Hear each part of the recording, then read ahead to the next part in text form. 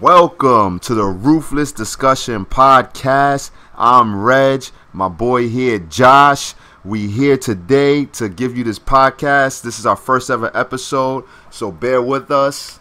It's your boy, J Boogie. We here talking about, what's ever going on in the world. I'll drop off my social media at the end of the podcast, so that way we can all stay in touch. Right now, let's get a little bit into that DC, MMA, WWE world content.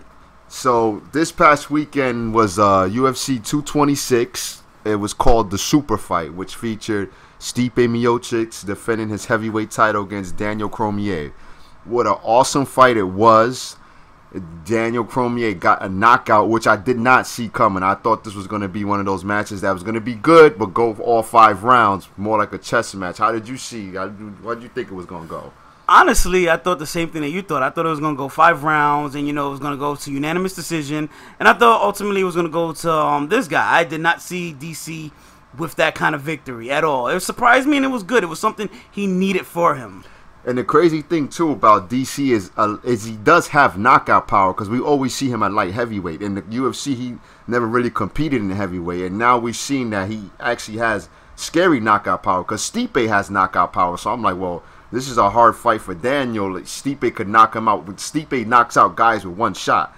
And for Daniel to come in and catch him off a hook in the clinch and then drop him and then just end it, I was like, oh, man, this is something scary.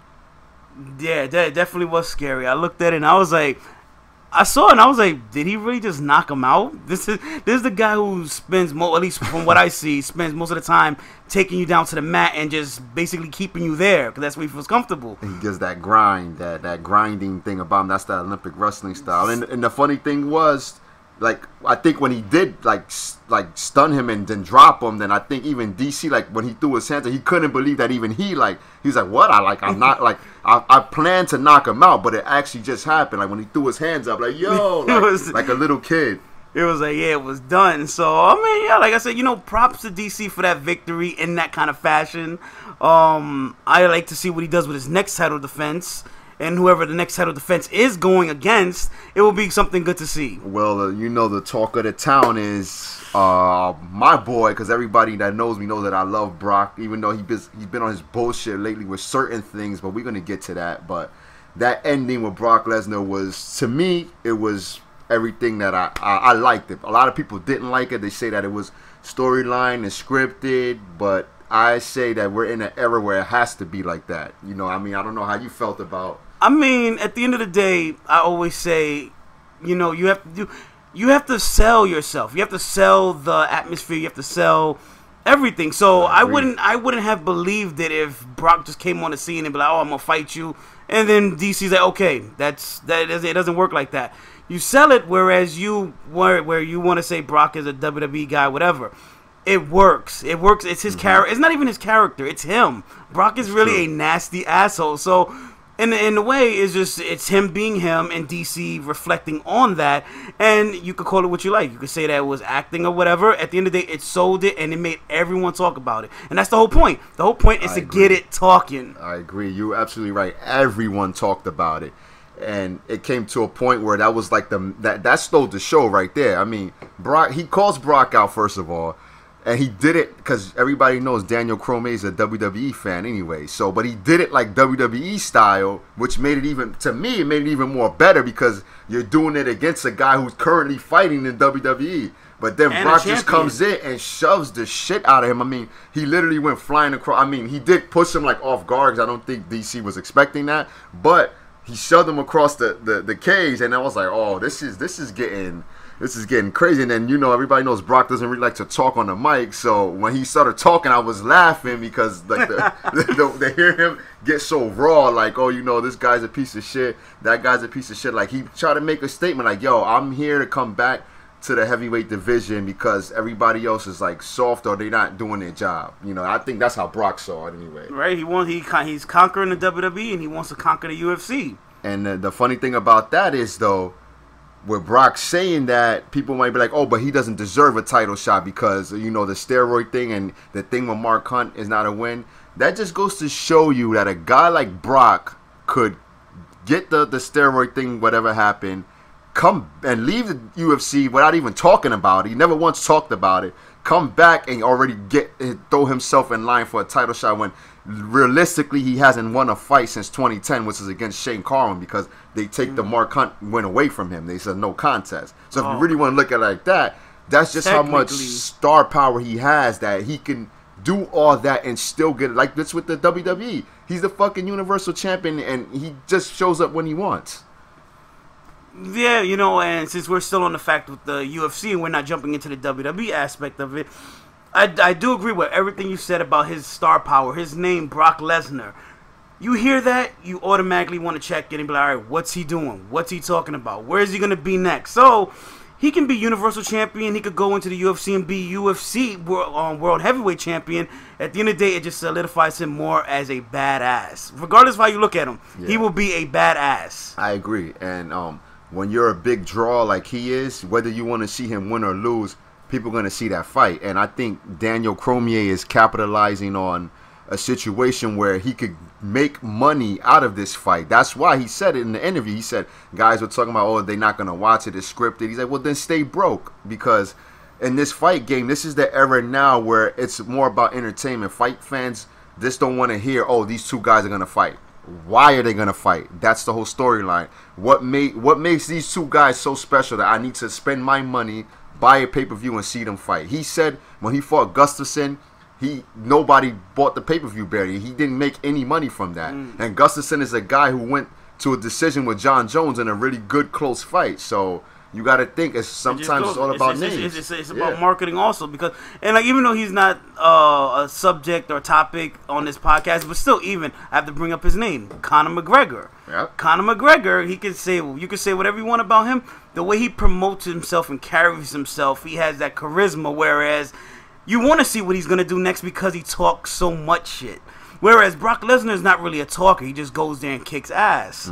So you want to see, all right, will Brock win? Will he lose? What will happen after, whether he wins or loses, if he's going to stay with the UFC, whether he'll go back to the WWE. You know, you want to see what's going to happen because of the simple fact is, all right, he is Brock and he's not a simple pushover. In fact, he is, like I said it already, he's a legit badass because of his accolades and what he's done in both sports. And I think a lot of it, too, has to do with his body type. People might say, like, what? Like, the way he's physically built, but the way he moves, he's so big, he moves like a freaking he's quick, like, you know, so he could actually win fights. The only problem with Brock is his stand-up game, but if he wrestles you, you're done. I mean, if he punches you in the face, his fists alone are big, but his striking attributes are not like, you know, the legit striking dudes of the UFC, and that's the only problem he really ever faced. Because once he took guys down, he's always won. Yeah, game over. And doesn't Brock have the biggest hands in UFC? Size? Yeah, they had to 5XL customize the gloves. I remember that. That guy is, I'm telling you, he's serious. So point to me is, I don't think people should be coming down on Daniel Cormier and saying that, oh, it's scripted and this and that. Daniel Cormier is at the point, he just made history. He's trying to make money. He said he wants to take fights that make money, that make sense. I'm not going to fight a guy for 5 rounds and then not make any money out of it. Why wouldn't I get crazy with somebody like Brock Lesnar? Like, stir it up, you know, make it hot. So I agree with DC, and I'm glad what he's doing. At the end of the day, you got to do what you got to do. At the end, no one's going to stop you for doing what you want to do. So, you want to fight Brock Lesnar, you go on and fight him. That's right. Now, to more boring fights, the co-main event really stunk up the joint. I could not believe these two monsters. Between the both of them, it was like, I think they said 22 strikes thrown or landed or something like that. Wow, that's not good at all. Being as these two. Exactly. You got a guy like Francis Ngannou who's knocking the hell out of everybody up until he fought Stipe for the belt, which then he showed he had some holes in his game. He's not good on the ground. He got out-wrestled, and Stipe avoided shots. But he said he's not happy with his performance and that the fear from him losing from Stipe, he brought that with him into that fight. That's why he didn't do well, which I agree, but then it's like, dude, you got it. Like, people are paying to see you knock the hell out of somebody because that's what you do. Like, same thing with Derek Lewis. He was like, oh, I'm not happy with my performance. I don't deserve a title shot. I probably need to have 2 more fights. They both need to be put on timeout like little kids to think about what they've done. That's what I think. Yeah, for real. Like, you coming into the fight game to fight, not to lose or, you know, get that decision and be like, oh, well, I could have done better, or this is why I did lose. Nah, like, you come in there, you know, touch gloves, and then just beat the hell out of each other. I don't want to hear excuses at the end. And from what I seen, because I did see the pay-per-view after the fact, my friend actually told me that it was a boring-ass fight. So when I seen it myself, I was like, yeah, it was kind of disgusting. But like I said, at the end of the day, I'm not a UFC fighter, so I can't really talk on that aspect. But being what these guys can do and seeing we didn't get that at all was kind of a letdown. And I think, and with Ngannou, if you know that mental aspect of him saying like he's scared to do, you know, like that loss is on his mind. That happens though. Sometimes a guy loses and it could mess them up. Then from there they go down, and he was like real tentative. He didn't want to throw any shots. He just kept moving in and out. And I mean, to Derek Lewis's credit, he was throwing strikes though. He threw a couple of kicks, he threw a couple of punches, but you're talking about two knockout kings, and I mean, when the ref has to get in the middle of you and stop you two guys and say, listen, start fighting, that's bad. I'm sorry. Herb Dean had to tell these two guys. I don't even remember exactly what he said, but I remember him getting in between them like, listen, guys, you got to fight. Like, you know, like that, to me, that's bad. Yeah, they looked like they were playing a game of tag and go. And like, it's like, you know, it's not, you know, to discredit them, but at the end of the day, you're there to do one thing, and if you're not doing that, then why the hell are you in the cage? And you know, with the UFC, you have two sets of fans. You have casual fans who, they're just the fans, they watch it every so often, but they want to see exciting shit. And then you have the real hardcore fans and people who understand the game and what's going on, and sometimes they can deal with something like that. But even me, I was like, nah, man, this is like, Ed stuck up the joint, and if I was, I know Dana White was pissed. If I was Dana, I'd be pissed. I bet, you know what, I wouldn't even offer those guys a fight for a while. Like, you know, sit down, take a minute to think about the opportunity you had. You were the co-main event of the heavyweights. So you got Brock Lesnar, back to him saying that you're like, you know, like, you got these guys a piece. I saw them stink up the joint, like, so he's stating his claim why he could get his title shot, because I'm not gonna be boring like these guys. But I don't know. Anthony Pettis got back to his winning ways. That was a real good fight. I was glad to see that. He was another guy that I think ever since he lost to Rafael dos Anjos that really played with his career, because then it was like he was moving up and down weight classes, and then he couldn't do it in 145. It was just too big. And I like the fact that he got back to what eventually brought him to the dance, and just remember, you know, this is me, Showtime, like, you know. And credit to his ability to do that and win. Yeah. By the way, if I forgot to mention, this podcast is circulated around pro wrestling and MMA and boxing, and, you know, most of combat sports and whatnot. So, with that being said, I want to talk about now Brock Lesnar again, but into the WWE aspect, where they were saying that on Monday Night Raw, which I did not watch, it's in my DVR, that they didn't want to mention Brock Lesnar's name at all. Vince didn't want to talk about him, or I'm going to bring it up now. Let me see where I have this. It said that there was no mention of Brock Lesnar on Raw this past Monday night after he appeared at UFC 226. And the reason they were saying was Vince with the production staff, told them that he doesn't want nobody mentioning them, because that was UFC's time. Like, he don't want them capitalizing off of him talking about Brock being at the UFC. We talk about Brock when he's here on Raw, because he's a WWE superstar too as well. Like, how did that? See, I don't know. I'm more of the WWE guy, so I can speak a little bit more on that aspect, where I don't agree with Vince to a certain extent, because at the end of the day, it's a cross business. He's working with WWE and UFC. So at the end of the day, if you talk about him being in the UFC, that brings people to UFC, and it also gets more people curious about what's going on in the WWE. Whereas in UFC, if he's in WWE, it goes the same way. But for them, they can actually catapult on this, because if Vince is so set on having this way about, like, oh wait, you know what, let's have this belief he's walking out of the business, why not talk about UFC? Why not use this and catapult off of it and be like, look, what we're saying is true. He is in the UFC. He is in a real octagon with the heavyweight champion. Exactly. So let's not talk. Let's talk about it, so that way people will be more curious as to, like, our Universal Champion. Listen to that. Our Universal Champion is in another combat sport, trying to take claim of another title. You don't think WWE would have benefited off of that? I mean, at the end of the day, I understand that's his own world, so they want to keep it contained, but it's still going to get talked about, and it's still going to be, something like, oh, he does need to be mentioned because he is their champion, unfortunately. And that I kind of see where you're coming from on that, because like you said, if it's cross, like if he's with both promotions, but then here they're saying something about us, like with a storyline for your boy Roman Reigns. Apparently here it says Meltzer. I'm reading this, so I don't know how true any of this really is. So don't quote me on any of this, but it's saying that McMahon is adamant about creating this idea that Lesnar is turning his back on the fans and leaving for the UFC. So the storyline is to be, Brock Lesnar's going to leave the WWE, like fuck the fans and go to UFC. But guess what? I'm going to take the Universal title with me.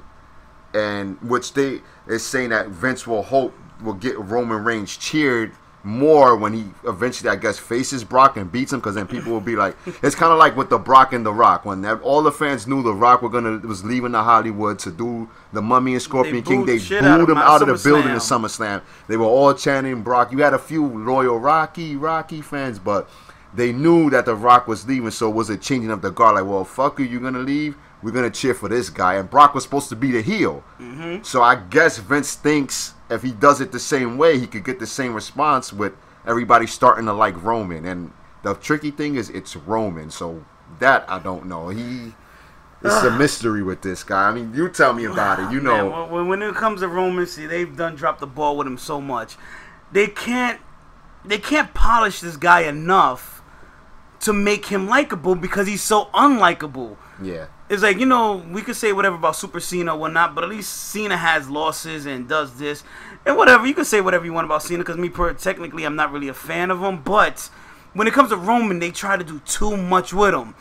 And for them to do that, and if that's Vince's, head, like if he's going into this and being like, this is going to be Roman's opportunity where he's going to get cheered out of whether they fight at SummerSlam or whatever, it's not going to work. And at that moment it may. But when it comes to Raw, you know what's going to happen the next day. The next day he's going to get booed, because then reality sets in. We have Roman Reigns as champion. Yep. You haven't built this guy up to be that star. When the Shield broke up, Dean Ambrose had his character. Seth Rollins had his character. Right. Change of attire, change of music. What did you give Roman Reigns? The same Shield music, the same outfit. Nothing changed about him. That's true.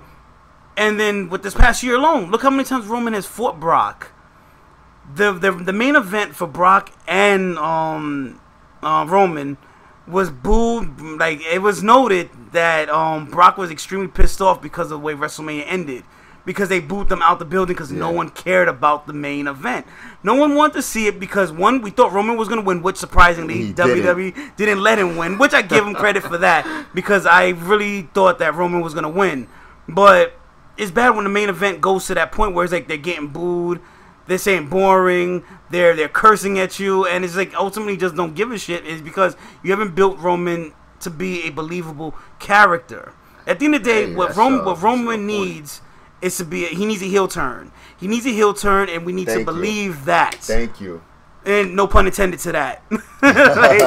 But we need to believe that he can be a heel, and that way, and maybe, and seeing like you said. Brock was heel going into SummerSlam, and The Rock was babyface. Yeah. And they still cheered Brock. At the end of the day, why don't Roman Reigns become heel? Brock is heel, and just let Roman Reigns just become a dirtbag, and let him do whatever he has to do. Let him do all that needs to be necessary to win that title, to prove he's not going to take no for an answer and he's going to win. That will change the game completely and make people like, oh, Roman's not a pushover. He's not whack. He actually has something to fight for, and a heel turn will be the best. That is interesting you say that, because I never heard anybody, like, from what I know, say it like that. Like, maybe they have to make him be so heel that he's a bastard in the match to do anything to win, even though they probably don't want him to win. But what are you going to do? Because Brock is going to leave you anyway, so now you're not going to have any choice. But it's a weird era now with WWE. Like, you got this thing where the bad guy, everybody likes the bad guy. And like, no one likes nobody likes the face anymore. Before the old days, if you was Hulk Hogan, like you always got liked. You know, John Cena in the beginning when he was always got liked. The Rock, you know, anybody babyface got liked. But then you got some guys who played a bad role so bad, you just end up fucking liking them. Like you like, I'm gonna like when The Rock was slightly turning here. You remember when he started and he was like, you know, when he realized the fans didn't want nothing to do to him, all of a sudden the fans liked him. When he took over the Nation of Domination, when he started telling the fans to shut up and they're not this and they're not that, everybody wanted to say everything The Rock was saying. Mind you, when he was the babyface Rocky Maivia with the light blue on and the strings hanging down, oh, Rocky died. Exactly. So maybe you're right. Maybe Roman has to develop that where, and then of course Vince has to approve it because Roman can't just go out there and do it, even though people be like, well, he should just go off script and do it. See, it's funny that you say that because I was thinking Vince will never allow it to happen. Exactly. He wants him to be babyface. Sometimes you just got to do, and I remember I read an article with Shawn Michaels. I think even Vince McMahon said it himself. Shawn Michaels was very stubborn and hard-headed. He never wanted to do the job, but he did it anyway. Yeah. Because he just didn't believe that didn't seem right. And that brings the point when it came to Hulk Hogan versus Shawn Michaels. Shawn Michaels didn't want to lose, but at the end of the day, he still had to lose to put over Hulk Hogan. I think Roman needs to just go off script. Just be like, look, fuck it. This is not working for me. Let me do what I have to do. Because not only will it be real, it will have that feel of when Brock beat Undertaker at WrestleMania 30. No one knew if it was real, if it was scripted, if it was planned, because we all had that moment to soak in and be like, did this really happen? It took a while before we saw that 21. No, what was it? It was 21-1. That everybody realized. Before it went on the prompter, we was like, is this real? It took a while before the Brock Lesnar's music hit, before it was real. We need something like that to happen with Roman, to be like, is this real? Just like when Brock beat up on I think Randy Orton, was it 2 SummerSlams ago, and he busted him open. We was like, was this real? Is this real? Because at that point, this is the era where we live in, where we now have to start questioning it. Is it kayfabe or is this real or whatever? And it's like, I actually want to watch and tune into a pay-per-view and be like, I don't know now. WWE really is shocking me. And Roman Reigns needs to do that. And I think that's when WWE excels the most, when people start to question, well, was that planned? Was that scripted? Like, that's when you start to see people like, oh, shit. Like when Undertaker lost, I was like, wait a minute. Time out. Like, what's going on here? Like, you seen everybody's look in the, like, you know, there was no look like people had, oh, yeah, I knew Brock was going to win. Nobody had an idea that Brock was going to win. And I don't know. I still to this day don't know what was the behind scenes of that, because from Vince's standpoint, he's saying that the Undertaker wanted it that way. But in my eyes, it was looking like Undertaker was out of it, and maybe he really didn't kick out on time. But you know, Undertaker's never gonna say that.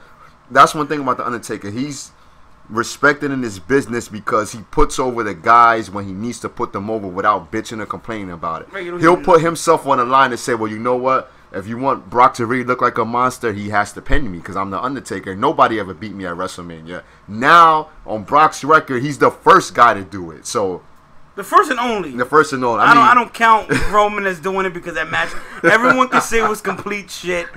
But according to he has 2 people that beat him, but the only definitive person that really beat him was Brock Lesnar, because that's the moment where you saw where all of our childhoods kind of died a little bit, and even still it didn't seem believable because me and you, we saw it together. As soon as Undertaker lost, do you remember what happened? You fell asleep. Yep. Because I was so bummed out. I was like, I didn't even watch the main event. I had to rewatch it. It was so hurtful that you fell asleep.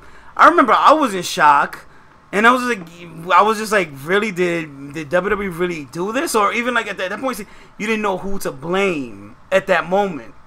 And I don't know if Paul Heyman's a good actor, but the look on his face and his reaction was like he didn't even know. Like he was like, did. Oh my God, like what? Like I don't think he did. Like somebody talked to me in an earpiece or something. What the fuck is going on? Like I don't think he even knew. You could tell he didn't know. You could tell the ref didn't know, because the ref, even when he counted the 1, 2, 3. Yeah. You saw he looked at I'll never forget. He looked at the camera, and he was like, "Am I out of a job? Did I just do this?" And as it was developing, you saw that it was part of the plan and whatnot. But Yeah, it's just crazy, and I just think when it all comes down to shocking moments with things that you need to happen, it all comes back to Roman. Basically, I got what you're saying now. Roman has to have that shocking moment where fans don't know, well, was this scripted or like what's going on, and that will be able to put him over. Then it would, Roman, because Roman was liked before. When he was with the Shield. He was with the Shield, and even a little bit after the Shield, like nobody had a real problem with Roman. I don't. That's the thing. I need to go in the timeline and find out when the hell did people really start like getting tired of Roman, because I can't remember. Because I seen him have a match with AJ Styles, 2 matches. I'm like, well, he has good matches. The only match he ever really fucked up was the Undertaker match. Yeah. That's because he dropped him. And if you go back and you watch Roman's matches, he's a good in-ring performer. Like, he may not do a lot of moves, but when he does do his moves, he's smooth. He's real smooth. That's what I notice out of him. He's got that Samoan style. They move real fluidly. So I want to know when in the blue hell, like The Rock would say, did Roman get, and just like with John Cena, like I don't know when was that point in the timeline of WWE where people started hating Cena. I think it's once he started doing the whole Fruity Pebbles, the PG era thing. Once he became that guy, I was like, all right. Actually, then I do know, so scratch that. But anyway, but when he was Thugonomics, he was good. Yeah. When Roman was with Shield, he was good. It's just that right now he just needs to break away, just do something new, do something different. And I'm not a Roman Reigns fan. I mean, when he was with the Shield, I was, but as a solo competitor, I'm not sold on anything he does. So we just need to he needs to just go and just do something new. The good thing about Roman is, I might sound like a cornball or whatever they want to say, but he does have the potential, and I think if a few changes are made, he could be the guy. I mean, he could be the baby face that Vince really wants, because that's what Vince is pushing for. But come on, Vince, like, these fans, you gotta. But on the other note, happy birthday, Brock Lesnar. He turned 41 today. So since we spent a lot of this podcast talking about him. 41 years old. 41 years old in great shape. The beast incarnate. I'm coming for you, motherfucker. That was my favorite. I was like, oh, man, Brock, come getting in it. But 41 years, damn. Yeah. Ronda Rousey. Wow. Yeah, that's my girl. I love her. I think right now her career so far in WWE is actually going very good. I watched a few of her matches, and I don't know, like Triple H said this. He said, I knew you was always one of us. And when I see her matches, I could see it. Like, she does have that WWE. I mean, she's not perfect just yet. She can still get there, but this girl, man, she knows how to sell. She's working the crowds. I mean, I know you might have a different take, so I want to hear how you feel about her career in WWE so far. I mean, coming from her leaving UFC and coming to WWE, I was like, I didn't like her in UFC. You already know that. I've said it plenty of times. In UFC, I didn't like her. WWE, I was real curious and actually kind of like happy. I was like, okay, let's see what she does now, because her fact that her favorite idol is the late Roddy Piper. Exactly. So I was like, all right, I see who she likes. So let's see if she takes that character into play. And she has done it 100% with the whole kelp, the leather jacket. And she actually asked the family. Sorry to cut you off, but she asked the family for permission to wear the jacket, right? They gave it to her. Yeah. So you see where the love is, and I see the passion, everything she has. There's just something that she misses, and it's not really her fault. Mm-hmm. I think she's not really ready for promos and face-to-face interactions, because you can tell, like, when she's angry, she has the angry face. But she just really she's real cringe when it comes to being on the mic, because she doesn't know what to say exactly at the right moment. So I think if she works on that just a little bit, she is still very green, so I can't give her a lot of shit. And no, I don't want to give her a lot of shit, because for the most part, I like what she's doing with WWE. I'm like that the fans are backing her. But there's just that one thing where it's like, all right, she just needs to chill on the promos aspect and just work on more of the wrestling. Work on the wrestling, be the badass that we know that you are, and just limit the talking. And you know what? I actually do agree with you on that. I agree with you 100%. I just realized that her promos are kind of, but like you said, she's still very green in the business. As far as her in-ring skills, what I would like to see more from her is more wrestling moves. Like I feel like she's still MMA oriented, so she always like does the square, which she could keep that because that's a signature for her, you know. But I would like to see her do more clotheslines. But she's fucking strong. I mean, I saw her pick Nia Jax up. Like I was like, what the hell am I watching this? Yeah. I mean, she picked up Triple H, so she does that. What's that one that she picks you up like a? It's like a torture rack almost, and then she like spins you. I was like, yo, and when I watch her, I feel like these are the type of moves I used to do with my toys. Remember when we were little, we tried to make a special, like, and but it looks good on TV, man. And I like her outfit. She looks good.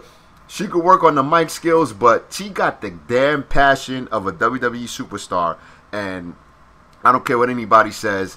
That alone is gonna transcend. I mean, all the other stuff will come later. She still got a lot. She could even be a WWE Hall of Famer. Yeah, man. she even signed a multi-contract deal. So she's not. We don't got her for like a year. We got her for like maybe 3 to 5 years. And you can tell she's dedicated. Like she wants. Like this is what she wants. Like she's beautiful as hell. I mean, she wears a little shorts and she got the So, how I'm digging it, man. I like Ronda in the WWE. I think she's doing good. I was shocked, though, that they gave her the title shot right away, though. I was like, whoa. I'm glad that she didn't win it, though. Yeah. I was real nervous. I was nervous about that because I was like... So, yeah, I was really nervous about the whole... If she won the title, because one, she is definitely too green. She can't win the title. She can't carry the women's division. So I was like, if she wins, it's kind of like, all right, now we have, she's full-time, but you see her not too much doing anything. So I would still feel like it's a part-time champion, whereas she's not really ready to carry and do what she needs to do. Whereas Alexa Bliss is great on the mic. She's a great wrestler. Yeah. She could carry the company, and you can hate her, but unfortunately, this is me just saying I just love the damn girl. But anyways, we know that. She's not up to that level yet. So I'm glad the way they did it. I'm glad that her and Nia actually had a good match. I remember that punching combo and that rising knee or jumping up knee, whatnot. That knee. It was perfectly executed, and I was like, that was a great moment. And then when it came down to her almost winning, and then the cash in with Alexa Bliss was a perfect way to end it. Whereas all right, so Rousey didn't really lose, and she didn't win. Whereas Nia, she didn't lose or she didn't win, but at the end of the day, the person who was victorious was Alexa Bliss. So the way they did it, I was glad they went on that approach, because at the end of the day, I would not want to see Ronda Rousey become champion this soon. And I agree with. I could handle that. That she's very green, like you say. I like that term, green. Whereas we can build her right now. We could just put her in that spot where she could fight for the belt, but she's not gonna win it. But then she didn't really lose it either, because she almost won it, but the cash-in happened, and that takes everything away from saying, "Oh, Ronda, you lost." Exactly, it's and perfect. Then her move. The thing to me is her move set. Like her move set is like I said, I feel like her move set is like a kid experimenting. Like these are moves that you usually wouldn't see wrestlers do, and then she's doing them. So I think it's working out. I think, like you said, she's got a lot to go on, but I'm pretty sure Triple H is going to be in her ear, mentoring her all the way. Oh yeah, that's the greatest. He's going to build the greatest heel ever. Female Randy Orton right here. He's going to build it up into her, and I think she probably could even get to the point where she could probably be heel, but with the fans, they probably just love her so much, it'd probably be no point. So we would have to see, though. Oh man, if she can pull something serious, then she can actually get. I think any wrestler could get heat to the point is, even if they're light. Yeah. She just needs to find out what that is, and it needs to be at the perfect time. Don't rush it, because then it won't work. Wait till the right moment, and then that's when you solidify and be like, all right, now I'm the heel. And the good thing about that is she's been doing a lot of live events and things, so she could, she's getting practice as she goes along. The live shows, honestly, I think are the best for her. Exactly, because it's still a live crowd, but it's just not on TV. So she gets to venture out. She gets to do a little bit more. She gets to see what makes her feel comfortable. So I think live shows is where it's at for her, and then she moves on up to the main event. So now Extreme Rules pay-per-view is this Sunday, and what's the match card looking like? I know Roman Reigns and Bobby Lashley, somebody I heard said they were trying to build that as the main event. I really hope that they don't do that. And I don't know what it is about them two together. I just don't like it. Like, they don't have no chemistry. Yeah, I feel like this Bobby and I thought Bobby Lashley would have a good impact when he came back, but I'm not really feeling. I don't know. They messed up because as soon as he came back, he didn't talk for like a good month. And I think the first time he actually spoke was when it was a Renee interview. Gotcha. And we was like, at least me personally, that's how I looked at it. I was like, all right, he came in, he dominating, he's not talking, we don't know what his purpose is, we don't know what he wants. He spoke to Renee, then the feud with him and Sammy was really I didn't like that from the parts that I did catch. It was boring, and then now you move into Roman Reigns, and it's like, there's no substance in this at all. It's kind of like, all right, you're moving from one thing to the next, and we're supposed to believe it. Now it's the Dominator versus the Big Dog. Whereas I just look at it like it's Bobby Lashley and Roman Reigns. Yeah. In the main event, because we have no champion, which always comes back to Brock Lesnar. Happy birthday again, by the way. So what other match we got on there that you're looking forward to? I honestly, out of all the matches, I think the only one I really want to see is my boy Dolph Ziggler go against Seth Rollins in that 30-minute Iron Man match. Yeah, I saw that. I was like, 30. They could. Those two guys could easily go an hour though. I don't know why but I guess they wanted to put more matches on. So which even the matches that seem a little bit like forced and rushed. Let's see what we have. So here. I think that's the only match I'm really looking forward to because we know Seth Rollins is a great wrestler. We know Dolph Ziggler is a great wrestler. So and the matches that they performed on both Raws that I actually both did see before I stopped watching it were actually real solid 5-star matches. So what they can do this Sunday will be something really special to see. Yeah, that's gonna be one. But I'm starting to look and I'm like, if this is supposed to be Extreme Rules, they only have like, let's see, Kevin Owens and Braun Strowman supposed to be in a steel cage. That match is gonna be a squash. You have, I thought Alexa Bliss and Nia Jackson Extreme Rules match. So you only have like one Extreme Rules match and then a steel cage match for a pay-per-view that's named Extreme Rules. I don't know how that's gonna go, but I mean we can see like I feel like for Extreme Rules they just threw a bunch of matches in there, just to keep everyone happy. The match I already stated the match that I'm most excited for. The match I'm curious about will probably have to be maybe the Team Hell No, because with the whole reuniting, going against the Bludgeon Brothers. I want to see if actually Team Hell No is actually going to win, or if it's just something that WWE is going to get us excited about, then toss away. And that's crazy that they brought back Team Hell No, because I really thought they were going to put Daniel Bryan back on the single path and, get him back to building him to fight for the championship, but it seems like Rusev Day is the one getting the push. I don't know where that came from. I mean, I understand he has a big pop right now. Everybody's always chanting Rusev Day. My personal favorite, though, is Aiden English. I think he works it real good, but I'm like, AJ Styles versus Rusev for a championship. I don't know, but who knows? I think WWE is going to pull a Jinder Mahal with Rusev now. I hope not. They're gonna make AJ Styles drop the ball to him, and then Rusev Day will be something big and iconic. Which, if they would have did this when Rusev had his steam, when he was the non-talker U.S. champion, then that's when I'm like, all right. But now Rusev is just he's a parody of himself, which kind of sucks because now his pop is Rusev Day, which is not really a heel or face kind of thing. It's just stuck in between. It's just there. So I'm like, am I to believe that you're a heel and you're gonna beat AJ Styles? I really don't see it, and nor do I really care about it. And that's sad because that should be the main event, but because of I guess the star power of it, it really wasn't that powerful. Yeah. But even what we have now with Bobby and Roman, it's not strong enough. It's just a match that you just need. At this point, I was like, you know what? Why don't we just give a woman's close the main event? Even though I wouldn't know what to really expect from Carmella and Asuka. I think Asuka's going to just win. But we were fooled the last time they faced each other. And actually, Carmella was the only one to officially pin Asuka. So right. I'm curious to see how that goes. Not really excited about it. But I'm curious in that regard to see, will Asuka win? Which is more than likely, or will Carmella beat her again? Where it'd be like, this is Carmella, the person who never won any matches, and she's beating the girl or the woman that was undefeated. So at least they put it though that the whole Ellsworth thing, because any other way is not believable. Oh yeah, like, nah. You know, and I like Carmella. I think she's all right. You know, but his no chin ass or not.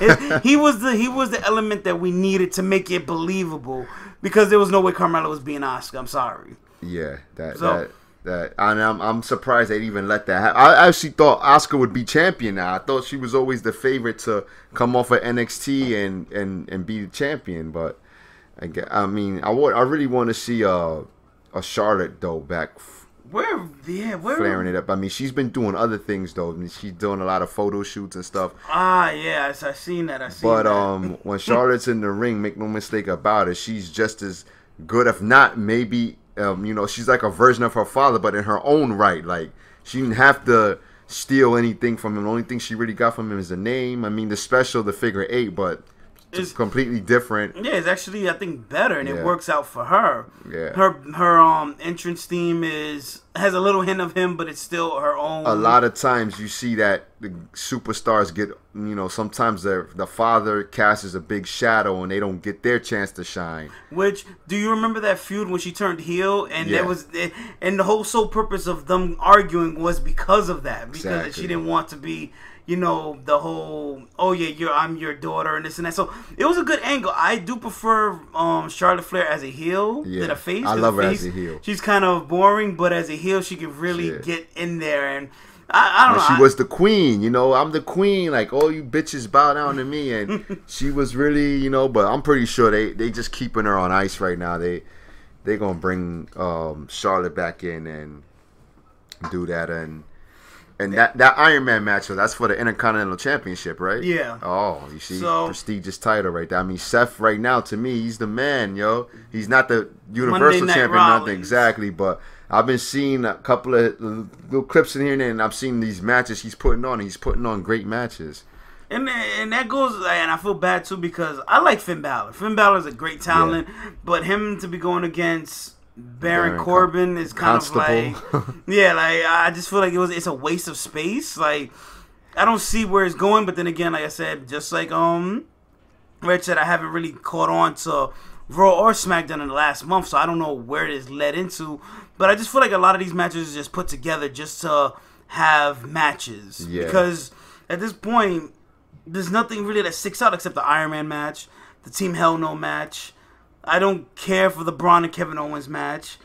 That the leader of worlds going against who? And two, it's Raw and SmackDown together, right? They share. So okay. Which is that's why it seems so. I think the pay-per-view seems so cluttered. Yeah. Because there's just too much going on. Yeah. Oh yeah. Jeff Hardy versus see Jeff and Shinsuke. That's another match that seemed a little weird. I don't know. But have they fought on Smack? I think they fought a couple of times on SmackDown, or not once, or something like that. I can't even really recall, but it seemed like this guy went from being at the highlight of being that heel guy going against AJ to now all of a sudden, now going for the U.S. champion. It's like, what happened? Yeah, but as Rusev. Yeah, Rusev's big push. What's gonna happen? That's what I really want to see. I think I'm calling it now. I think he's the one that's gonna actually win. You think he's gonna win? I think he's gonna win. I put the favors in him because it just seems so random. Unless he won like a battle royal or a tournament. See, that's the thing, and this is my fault. I have a lot of Raw and SmackDowns in my DVR. I just haven't had the time to really been watching the product, but I get little snippets of things going on here and there. So forgive me when I'm like, oh, you know, how did that happen? Like, I don't really know how that Rusev and AJ happened. Even if I had a real backstory to how it happened, it's just not. Why? I don't. Yeah, why? You know, AJ could be fighting somebody else. But so much other better talents, but they give us this. Why? You know, and it makes me think. Why couldn't they do? Oh no, that's SmackDown. See, I'm getting things all mixed up. I was gonna say, why couldn't they do like Rusev versus Seth Rollins, but they're both on different brands. Because I would have loved to see AJ Styles versus Dolph Ziggler, but since they did the whole brand split and Dolph Ziggler's on Raw now, I see why they couldn't do it. But yeah, I just think it's just a clusterfuck of matches. It could be good. It can be bad. All we can do is when we tune in on Sunday to find out. We have to see.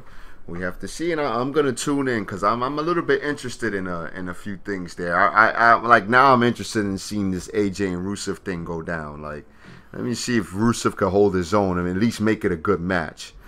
But I would hope so. We'll see. We have to see, and the kickoff I think has your guys, the New Day versus Sanity, which is I see this is something now even I didn't even know. I didn't even know if Sanity moved from NXT up to the main roster too now. I had no idea they were on the main roster. Because if that's the case, then I'm just like, so now they doing NXT versus WWE guys? They have to be on the main roster. So they must be on SmackDown now. You know what I'm gonna do? I'm gonna go on that DVR tonight, and I have to watch the stories leading up to this Extreme Rules pay-per-view. That's my homework. I'm gonna do that. Right, because it leaves us with a lot of questions. Exactly, but I'm still gonna tune into that pay-per-view. We'll see what happens. And one more thing I wanted to get into, going back to the MMA world now, is it seems like Brendan Schaub and Dana White have been getting to it on Instagram, and it got kind of ugly today. This started. I was on Instagram, and it started with I don't know. A lot of people don't. I don't know if you know him yet. Israel Adesanya. He's a rising star. And he fought on the main event against Brad Tavares in a tough 27 finale. And he seems like he's a cool person. He was just on the Joe Rogan podcast. I think it was yesterday, the day before yesterday. He seems real cool. I like his fighting style though. I mean, he beat the crap out of Brad Tavares, picked him apart in fashion style.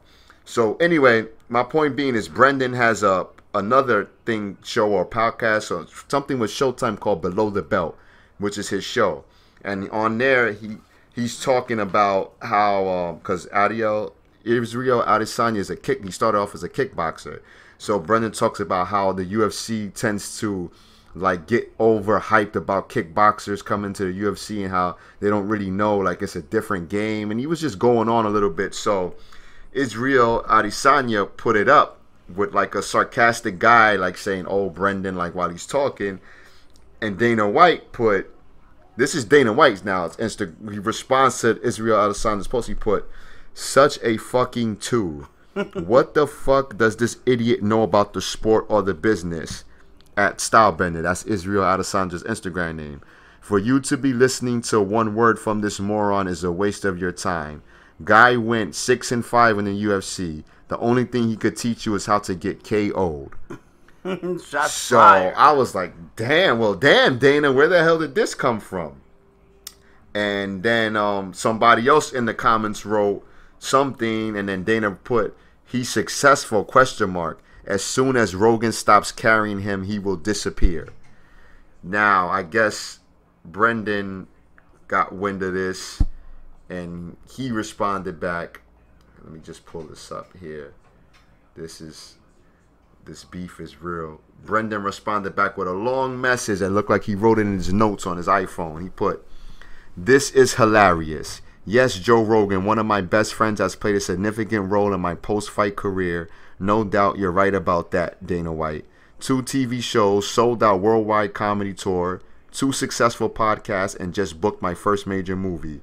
Super grateful. However, if it weren't for the Fertitas loaning your ass millions of dollars to invest into an idea that wasn't yours from the start, you wouldn't be shit.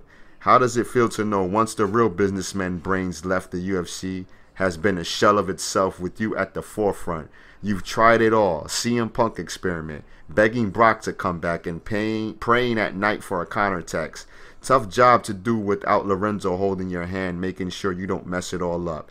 Can't feel good. You'd be a cardio kickboxing coach in Boston in your late 40s, hoping to grab a ticket to my stand-up front row if Lorenzo Fertitta didn't save your ass. Also, this is no way Eskimo brothers should talk to one another. Last warning.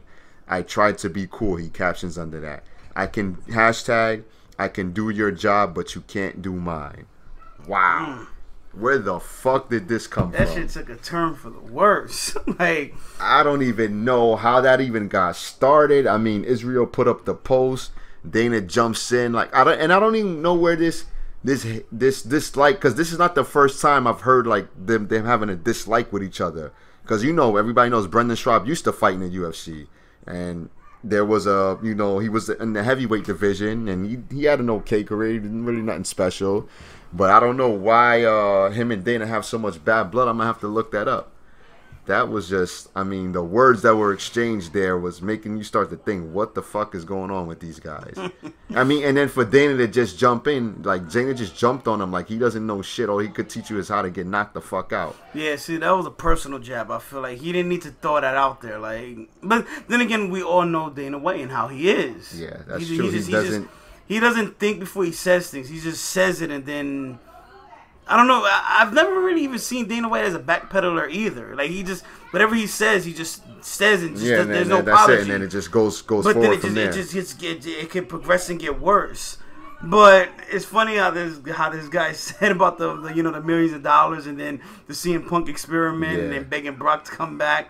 I'm like, there's a bunch of low blows there, but I don't think he begged Brock to come back though. I think Brock wants to come back. Yeah, Brock wants to. Like after, especially he got cleared of his disease. Yeah, the diverticulitis. That's when he really wanted to come back. So at least on that part of this guy kind of lost. But when it comes to like the CM Punk experiment, he failed with that shit completely. And as far as the whole Conor thing, like he's not even allowed to fight now because of the whole the tour bus thing that happened. I mean, he had the court thing, so I guess they just waiting to see what's going to happen with that. Yes, I think out of anger he just wrote that because he felt offended. So, but then again, Dana didn't have jabbed, so he jabbed back. That's a natural tactic of a fighter. But it's funny because if you look, Joe Rogan is friends with both of them. Like Joe Rogan is very cool with Dana White, and he's real cool with Brendan Schaub. So you got to think now. Like I want to listen to a Joe Rogan podcast and hear them even talk about the situation. Yeah, which probably he's a little probably skeptical on because at the end of the day he still is employed with the UFC. Exactly, and that is his boy. So if he does, it's gonna be a real like subtle like, oh yeah, none of them are wrong. They both my friends. Yeah. I feel like that's it. But then again, Joe Rogan is one of the type of people that doesn't bite his tongue either. Yeah, he says what it is and that's it. So it will be interesting to see the approach he takes with that and how he talks with caution because he doesn't want to piss off anyone else. I just want to know where the hell I'm gonna look that up and have that information next time. Like, where did this beef begin with Brendan? Like, it seems like there's a real hate there. Like, and I mean, unless Dana just saw it as, yo, don't be talking about me and who I pick. Like how I pick my fighters. This is I'm in this business now. You're not a fighter anymore. You're just a guy who does comedy shows and podcasts or whatever, and stay out of it. So maybe I don't know. In his defense, he is right because if you do, you're in a different profession now, so you have no right to say what I'm doing. Yeah. But then again, I see those are fighting words, and at the end of the day, it's like I mean, I guess it was kind of like Brendan being a critic. There was more too. There was another post that I think or something Brendan wrote about like about Dana White not even being a fighter. So how would he know or something like that? So it's just a lot of back and forth, and I mean, hopefully we could get to the bottom of this. But before it becomes more social media mayhem, because Dana White has not been a stranger to that at all. But so yeah, I think we covered a lot of things today. This was our first ever episode, so it might be choppy. I think we're gonna get better as we go along. I have fun here today. Extreme Rules this Sunday. Make sure you check it out. Seems like the card is, like you said, it's like a little mashup, but I mean, let's see how it goes. WWE, let's see what you do, and follow us on Instagram. The Ruthless Discussion page is on Instagram. That's ruthless_discussion. And you'll see there I have a whole bunch of content up. And you got any? Yeah, if you want to follow me on Instagram, you could just type in Sinestro89_. That's SINESTRO89_. Facebook, you could just type in Joshua Hull. I should be probably maybe the first or second one there. What else? If you want to follow me on Snap, it'll be WWE Sinister. And yeah, that's as far as social media goes. I check my mail. If you want to text me, inbox me, DM me, I'll be more than happy to write you. All right. But that's it for now. This was the first ever episode of the Ruthless Discussion Podcast. We're looking to come to you with episode 2 sometime by next week. So thanks a lot, guys. Thanks for listening. Until next time, peace. We out. Boom.